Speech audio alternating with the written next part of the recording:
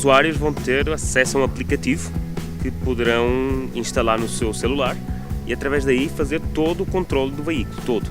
Reservar um veículo, qualquer veículo que eles vejam que está disponível numa área, perto, longe, reservar, ativar a utilização e depois iniciar, dirigir normalmente. Você vai, para o carro às vezes que necessitar. Quando não precisar mais do carro, você para, estaciona, desliga o veículo e cancela ou termina a sua utilização no aplicativo. Em tempo real nós temos acesso a tudo que são métricas do veículo.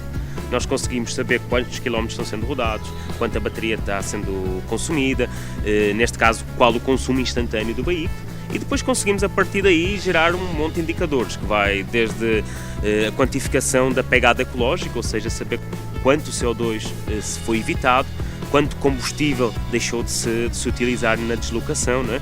O número agregado de quilómetros ou de viagens por mês, por semana, por veículo, por área, por usuário. Portanto, todos esses indicadores eles estão disponíveis de forma imediata na plataforma.